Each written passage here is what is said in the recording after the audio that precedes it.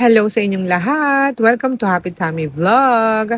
May kwento na naman tayo. Promise, maiksi lang ito. Tara, habang nagluto ko ng tinolang manok. Yung grade 4 ako, wala kaming teacher. Sa school namin, sa Pagtawid, may malaking park. Monumento pa ang tawag namin noon. Ngayon kasi ang tawag sa kanya shrine na. Isang malawak na space siya at magandang takbuhan. Siguro may bigla ang meeting yung mga teachers kaya nagka-vacant kami. Yung mga classmates ko, nagyayang magpunta sa monumento para maglaro. Siyempre sama ako. May nagpaparenta ng bike noon, iba-ibang sizes. BMX, mga ganon. May maliliit pa at medyo may mas malalaki. Nakikita ko yung mga classmates ko, ang gagaling magbike. Sabi ko, bakit ang dali lang? Pipidal ka lang, salitan lang yung mga paa. Kaya naman nag-rent ako. Ang lakas ng loob ko rin, 30 minutes. May pera akong baon eh. Naks, binuuna ng pera. Ayun, hindi ko napaandar. Hindi pala ganun yun kadali. Hindi pala ako marunong magbike. Nasa gitna ako ng monumento, hindi ko mapaandar yung bike kasi matutumba ako. May lumalapit na classmates ko at nagtatanong kung marunong ako. Hindi ko na talaga matandaan ang sagot ko. Sobrang tagal na kasi nun. So ako, nag-aral mag-isa. Pag pedal ko, matutumba ako pa side. Sige lang, subok pa.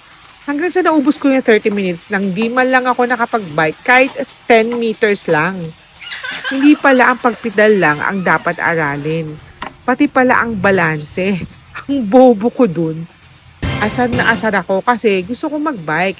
Dahil si Papa kasi siklista.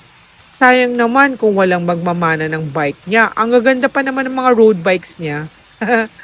Pero sa aming magkakapatid, wala ang marunong mag-bike noon. Kaya naman sabi ko sa sarili ko, mag-aaral akong mag-bike. Kahit anong mangyari. Sa barangay namin, may nagpaparenta rin ng bike.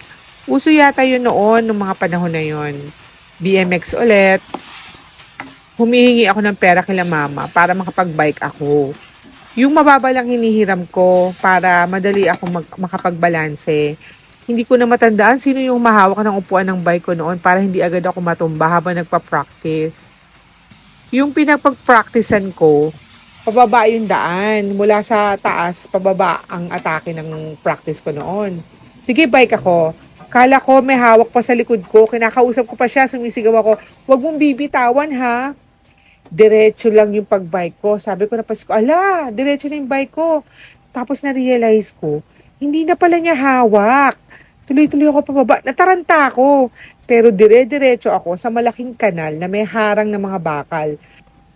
Padapa ang bagsak ko. Hindi ko na nga alam kung ano nangyari dun sa bike. May mga nakatambay sa tapat ng kanal. Kasi yung katapat ng kanal, may tindahan yon. So sa tapat may mga nakatambay. Mga kabataan din. Mga matatanda lang sa akin ng mga 2 hanggang 4 na taon. Pero matatawag ko na rin silang mga kababata. Kanta sila eh. Yung commercial pa noon ng Royal True Orange. Yung may feel na feel, matuto. May ganong commercial kasi. Kinakanta nila yung paulit-ulit. Inaasar nila ako. Hindi ko na rin matandaan sino ang bumuhat sa akin noon sa pagkakadapa sa mga bakal na may kanal sa ilalim. Hindi naman ako nalaglag sa kanal kasi nga may harang na mga bakal. Hindi ko pinansin yung kahihiyan. Mas nag-focus ako dun sa thought na, yay, sa wakas marunong na ako mag-bike mag-isa. Ang dami kong natamong galos noon. Sobrang tagal na. Hindi ko na matandaan kung pinalo ako nila mama. The next morning, nag-bike ako ulit. Marunong na ako eh. Araw-araw, nagbabike ako. Lalo na pag summer. Madalas ginagamit ko yung bike ng tito ko. Minsan nga tinatanggal niya yung upuan ng bike para di ko magamit. Imagine parang tubo lang yung upuan, hindi ako mapigilan. Nagbike ako nakatayo. Kala nyo, nakikipagkarera pa ako sa mga kapitbahay kong lalaki. Yung isa sa mga nakasal sa akin, nung sumemplang ako, heto, kumain ka ng alikabok sa bilis ko. Charot lang. Mahilig talaga ako mag-bike noon kahit nagagalit si Lola sa kakabike ko. Sabi niya, bike ka ng bike, masama yan, masisira ang mens mo. Eh wala, di ako nakinig kay Lola. Sorry Lola. Anong moral lesson dun?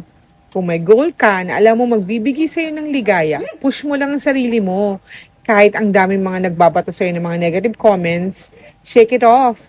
Tuloy lang ang pag-abot ng pangarap kasi sa dulo, nandun yung rewards at satisfaction na nakamit mo na yung gusto mo.